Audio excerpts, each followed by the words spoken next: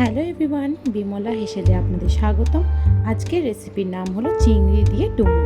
ফার্স্টে আমি ডুমুরটাকে ভালো করে কেটে ধুয়ে নিয়ে সেদ্ধ করে নেব। আপনারা দেখুন আমার সেদ্ধ করা হয়ে গেছে। কত ভালো করে সেদ্ধ হয়েছে দেখতে পাচ্ছেন, পুরো নরম হয়ে গেছে। ঠিক এইভাবে আমি সেদ্ধ করে নেব।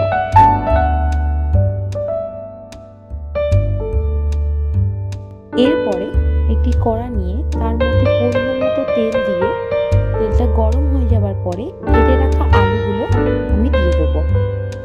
আলুগুলোকে ভালো করে লাল লাল করে ভেজে নিতে হবে।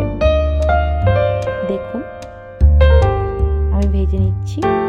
আমার আলুগুলো লাল লাল করে ভাজা হয়ে গেছে। এবার আমি আলুগুলোকে তুলে নেব। ওই তেলের মধ্যে আমি দিয়ে দিলাম কেটে রাখা চিংড়ি মাছ। চিংড়ি মাছগুলোকে আমি ভালো করে একটু নাড়িয়ে নেব। তারপরে আমি ওই চিংড়ি মাছগুলোর মধ্যে দিয়ে দেবো পরিমাণ মতো নুন, তারপরে দিয়ে দেবো পরিমাণ মতো হলুদ, দিয়ে ভালো করে চিংড়ি মাছটাকে ভেজে নেব। চিংড়ি মাছ থেকে জল বেরোয়, যতক্ষণ না শুকাচ্ছে চিংড়ি মাছটা জলটা টেনে নিচ্ছে ততক্ষণ আমি নাড়িয়ে নেব। আমার চিংড়ি মাছগুলো লাল লাল করে ভাজা হয়ে গেছে। এবার আমিও চিংড়ি মাছগুলোকে নামিয়ে নেব। এরপরে আরেকটি কড়া বসিয়ে কড়াটা ভালোভাবে গরম হয়ে যাবার পর আমি পরিমাণ মতো সর্ষের তেল দিয়ে দেবো।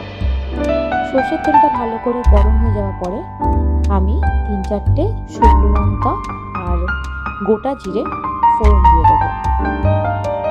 ভালো করে হালকা লাল হয়ে যাওয়ার পরে আমি ওর মধ্যে দিয়ে দেবো পেঁয়াজ কুচি।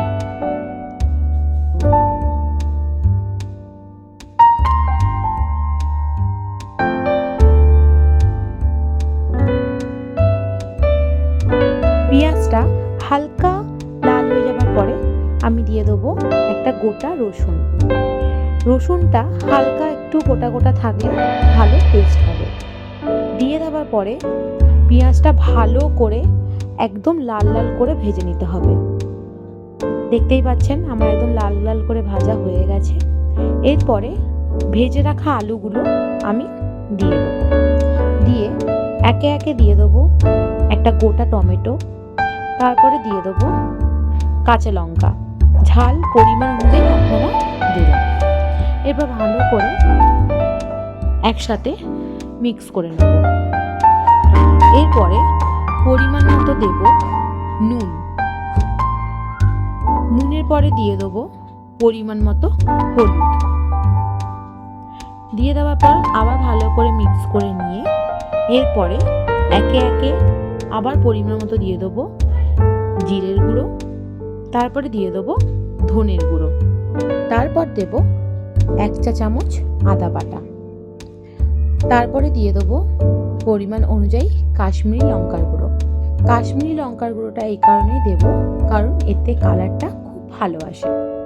তারপরে আমি ভালো করে হালকা মিক্স করে নেওয়ার পর ফার্স্টে সেদ্ধ করে রাখা যে ডুমুরটা সেটা আমি দিয়ে দেবো পুরোটা। দিয়ে দেওয়ার পর প্রত্যেকটা উপকরণ একসাথে ভালো করে মিক্স করে নেব। দেখুন আমি মিক্স করছি, এইভাবে পুরোটা মিক্স করে নিতে হবে। এরপরে হালকা পরিমাণ একটু জল দিয়ে ভালো করে মিক্স করে নিতে হবে।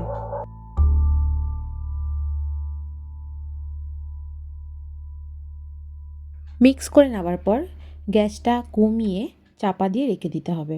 2 মিনিট পর চাপাটাকে খুলে দিয়ে ভালো করে নাড়িয়ে নিয়ে ভেজে রাখা চিংড়ি মাছগুলো ওপর দিয়ে দিতে হবে। দিয়ে ভালো করে আবার নাড়িয়ে নিতে হবে। নাড়িয়ে নিয়ে এরপরে 1/2 কাপ মতো জল আরও দিয়ে দিতে হবে যাতে আলুগুলো সেদ্ধ হয়। দেখুন আমি দিয়ে দিচ্ছি। জল দিয়ে আমি ভালো করে চাপা দিয়ে দেবো। চাপাটাকে খোলার পর দেখতেই পাচ্ছেন জলটা কতটা শুকিয়ে গেছে। জলটা এরকম শুকিয়ে গেলে আপনারা বুঝতে পারবেন যে এটা কমপ্লিট। এরপরে আমি ওপর দিয়ে গরম মশলা গুঁড়ো ছড়িয়ে দিলাম। ছড়িয়ে দেওয়ার পর সব উপকরণটা একসাথে ভালো করে মিক্স করে নিলেই রেডি আমাদের এই ডুমুরের রেসিপি। আপনারা দেখতেই পাচ্ছেন। আমি এবার এটাকে একটা প্লেটের মধ্যে সার্ভ করে নেব। গরম গরম এই ডুমুরের রেসিপিটা আপনাদের কেমন লাগলো আপনারা প্লিজ কমেন্ট করে জানাবেন, আর বাড়িতে এটা অবশ্যই আপনারা তৈরি করবেন। তাহলে আজকের ডুমুরের রেসিপি আমাদের কমপ্লিট। রেসিপিটা ভালো লাগলে একটা like, comment, share and subscribe করে দেবেন, আর পাশে থাকা বেল আইকনটা প্রেস করে দিয়ে অল অপশানটা ক্লিক করে দেবেন, যাতে আরও ভিডিও ছাড়লে আপনাদের কাছে নোটিফিকেশান যায়। তাহলে টাটা।